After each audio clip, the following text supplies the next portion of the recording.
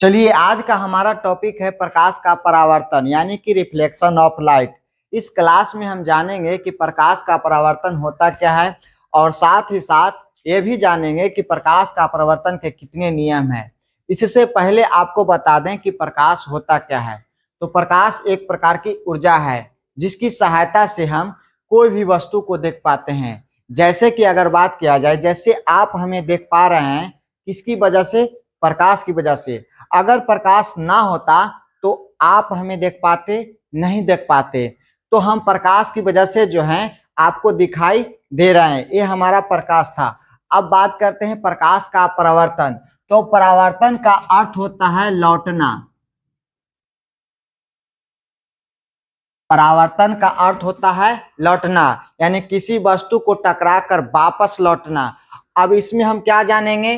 प्रकाश जो है किसी वस्तु से टकरा कर वापस लौटेगा और ये घटना जो है वो आपको प्रकाश का परावर्तन यानी कि रिफ्लेक्शन ऑफ लाइट कहलाएगा। जैसे अगर बात किया जाए, जैसे मान के चलिए ये आपका दर्पण है और एक तरफ जो है पॉलिश किया हुआ है, एक तरफ जो है परावर्तक सतह है यानी कि प्रकाश को मोड़ने का सतह है।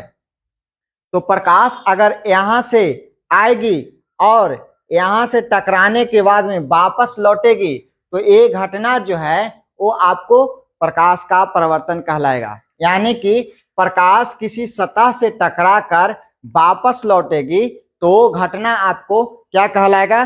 प्रकाश का परावर्तन कहलाएगा। और एक बात और ध्यान से सुनिएगा, प्रकाश का परावर्तन के लिए सबसे अच्छा दर्पण माना जाता है वो है समतल दर्पण। कौन सा दर्पण? समतल दर्पण। याद रहे, अगर आपसे क्वेश्चन पूछा जाए कि प्रकाश का परावर्तन के लिए सबसे अच्छा दर्पण कौन सा है तो वो है आपको समतल दर्पण। अब जानते हैं प्रकाश का परावर्तन की एक अच्छा सा परिभाषा जो हम एग्जाम में लिख सकें। तो चलिए जानते हैं कि प्रकाश का परावर्तन होता क्या है। तो देखिए, दर्पण अपने पर पड़ने वाले अधिकांश प्रकाश को क्या कर देता है? वापस लौटा देता है। दर्पण अपने पर पड़ने वाले अधिकांश प्रकाश को लौटा देता है। तो यही घटना जो है वो आपको क्या कहलाता है? प्रकाश का परावर्तन।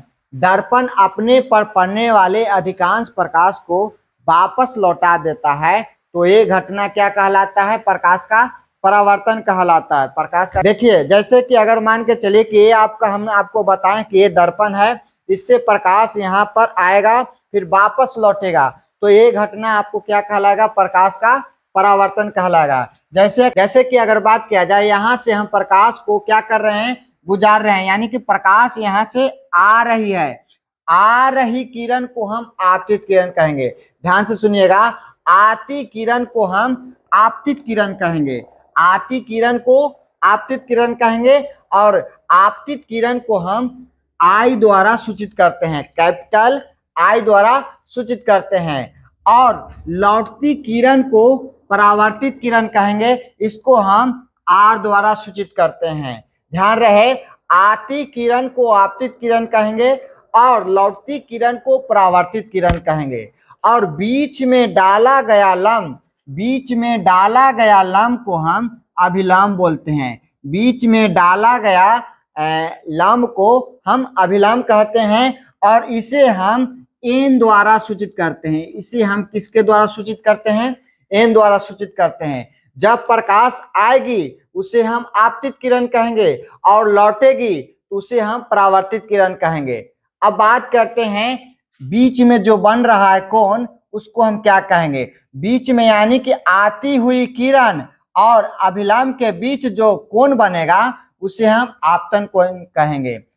और परावर्तित किरण और बीच में डाला गया लंब के बीच में जो कोण बनेगा उसे हम परावर्तन कोण कहेंगे। याद रहे, आती हुई किरण को आपतित किरण कहेंगे, लौटती हुई किरण को परावर्तित किरण कहेंगे।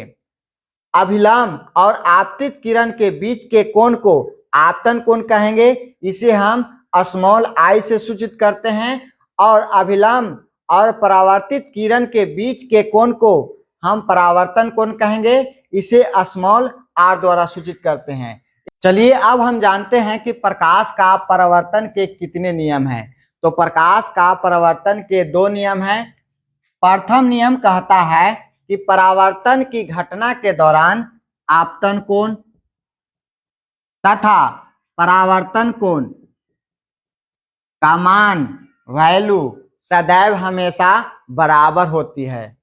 परावर्तन की घटना के दौरान आपतन कोण तथा परावर्तन कोण का मान सदैव बराबर होता है, अर्थात आपतन कोण बराबर परावर्तन कोण, कोण I बराबर कोण R।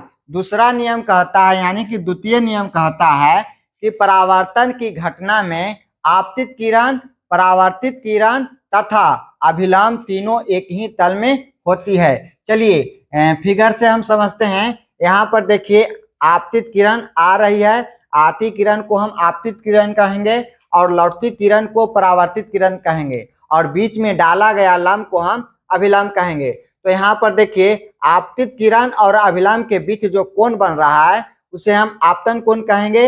इसे हम स्मॉल I द्वारा सूचित करते हैं। और परावर्तित किरण और अभिलंब के बीच जो कोण बन रहा है उसे हम परावर्तन कोण कहेंगे।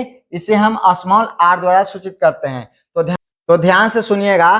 पहला नियम कहता है कि परावर्तन के घटना जो घट रहा है, परावर्तन के घटना के दौरान आपतन कोण का मान और परावर्तन कोण का मान हमेशा बराबर होता है। दूसरा नियम कहता है कि आपतित किरण, परावर्तित किरण और अभिलंब तीनों एक ही तल में होगा, एक ही बिंदु पर होगा। ये हमारा था प्रकाश का परावर्तन के नियम।